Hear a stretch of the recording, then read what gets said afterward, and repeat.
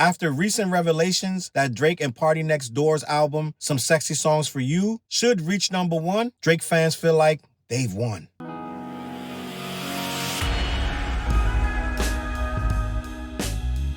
What up, world? Your boy Challz Brown back again, talking facts. Hit the like button, hit the subscribe, hit the notification bell. Keep sending those Cashaps to CLBMG, gang. Listen, does it feel like Drake won? Just be honest. Does it feel like Drake won? I just want to talk to, I know what my K-Dot heads are feeling. I want to talk to the Drake fans right now. They are going ape shit online. They are doing mental gymnastics like you've never ever seen in your life. And if I didn't know any better, I would feel like Drake just won. I'm having a blast on Twitter with these guys, gang. They are so touchy. But I'm watching them do mental gymnastics, and I'm going to be the first to tell you this. I'm going to say this openly right now. I've said several times, all last year, all this year, I've even said it in my very last Drake video where I was speaking on him having the throne for one day and Kendrick taking it back. I said several times Drake would never have another #1 record. And I guess that was not true. So I'm going to have to say I wasn't right about that, right? Technically, I wasn't right about that. Drake must have won because allegedly he's about to have a #1 record with PartyNextDoor, but something don't feel right. A lot of things don't feel right. After some of the lowest streaming numbers this guy has ever done, all of a sudden it's jumping to 250,000. Some people think that OVO bought some. I'm not going to do this. I'm not doing this. I'm just going to leave that right there. But let's say this. Congrats, Drake. Congrats, Drake's fans. Apparently, Some Sexy Songs for You, with Drake's worst numbers of his career, they're somehow making this some kind of win. So let's discuss what's going on as to, even though I am admitting that he is having a quote unquote, it hasn't been official, but Drake is having a #1 album. This is the saddest #1, gang. It's coming with so many excuses. They're saying this guy is blackballed. Now the entire, not just Spotify, the entire industry, who actually makes money when he wins, right? You do know these other streaming platforms get paid when he wins. Only UMG has a problem. And Spotify, who, by the way, Spotify conceded and backed out of when he pulled the petition back, they had no problems with it.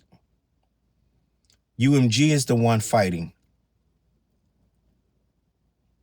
But I want to talk about how, first of all, these excuses from these Drake fans, gang, I've never seen nothing like it. For one, they're trying to make his 250 unit first week projected sales, which it probably won't do that, but let's just say it does. That would be one of his worst releases in the history of his career. But somehow they're online. Oh, for a collab album with no promo that's being blackballed by the entire industry, that's a W. Well, let me break your little heart. It was completely promoted. Y'all been talking about this since August. Drake has a post since August that this Party album was coming out. This thing has been promoted since last year. When you go look at the numbers across the board, they are consistent. Spotify is the biggest service, right? Well, Apple Music is bigger, but Spotify has more listeners. With that being said, Spotify numbers are even low. Now, they're trying to make it like it wasn't on the front page, but multiple people have went and saw Drake's album on the front page of Spotify. Remember, Spotify gets paid. And I said in my other video, even if they were sabotaging, they have every right because you are mentioning them in a lawsuit. So why should they promote you when you're trying to come for their neck? It doesn't make any sense. So if they don't help you, it's okay. It's only right. It makes sense to me. If you're suing me, I'm not going to try to still blow you up. But at the same time, it's been proven no one's sabotaging him. But his fans don't care about that. 250K the first week is what the projections are, which I find a little weird because the streams were way below this. This thing was projecting 150. I'm just going to be honest. This thing was projecting 150 or less. All of a sudden, 2 days later, it's now projecting 250,000, which is still a flop for Drake. When Kendrick was projected, which he beat the projections, his first week for projections for GNX, a surprise drop album, and the projections were 319. Oh my God, 319,000. These people had a field day. They were kicking Kenny's head around like a soccer ball, calling that thing a complete flop. But now when you go on Twitter, 250 might as well be platinum. Not one Drake fan is disappointed. He's actually happy. 250. Mind you, the lowest first week sales he's ever did was Honestly Nevermind, which was a true surprise album. He did 204. And Honestly Nevermind was actually hated. That was the release that probably was more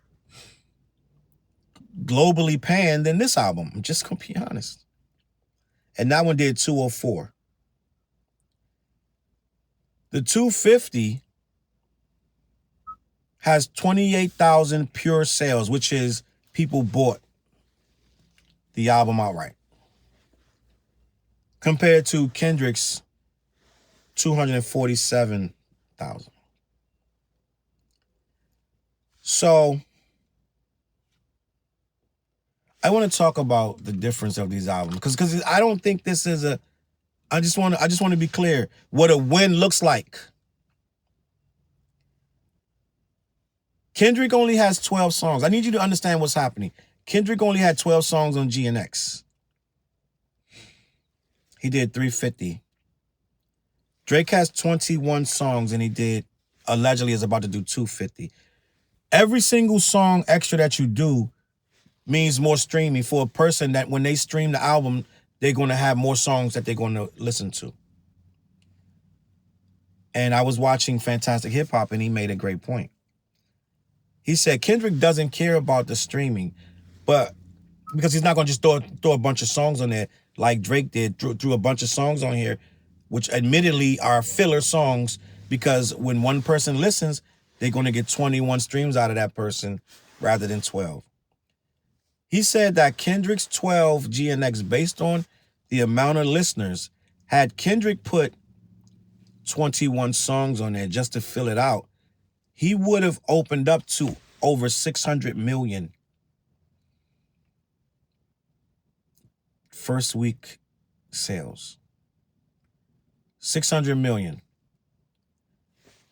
They're playing the game different. Drake and them are using mad tactics to try to get where they need to be.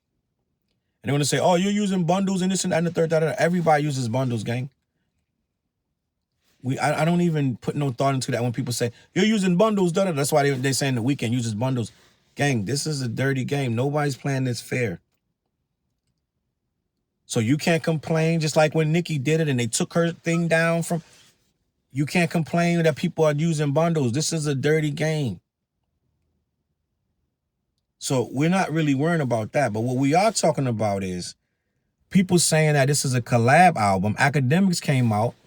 And remember, right? I don't know if this guy's listening. He had to be listening to me because I literally did a video, day before yesterday?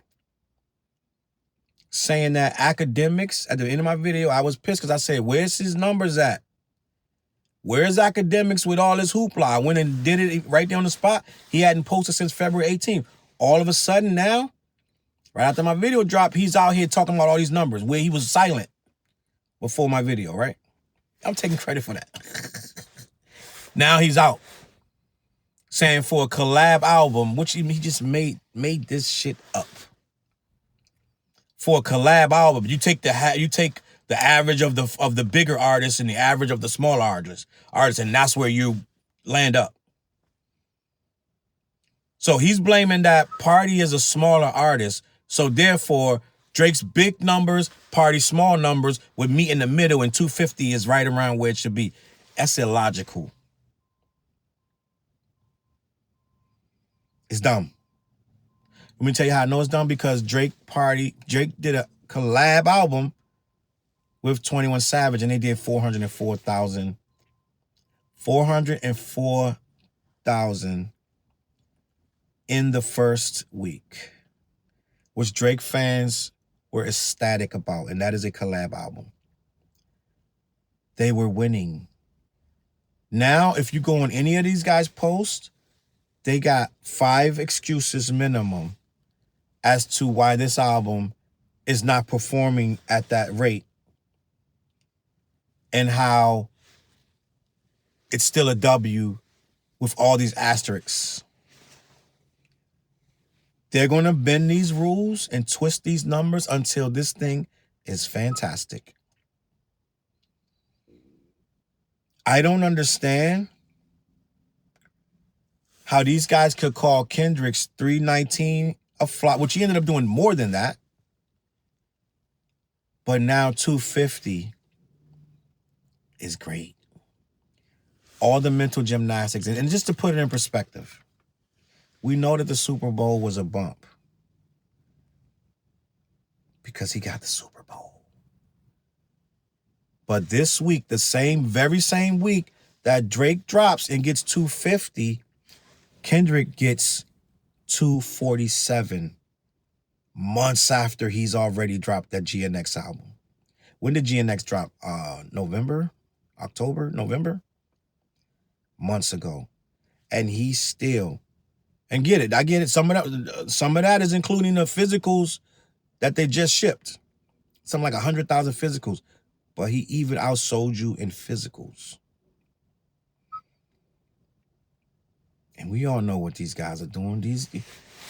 See, Drake fans operate different from Kendrick fans. Drake fans will sit and get 4 phones and stream this stuff until it's no freaking data left on their plan.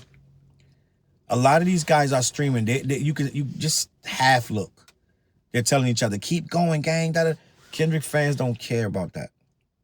We get the numbers either way, because the culture is listening regardless, and they're getting repeat spins. So we don't got to sit up and try to stream it. We're listening to it anyway.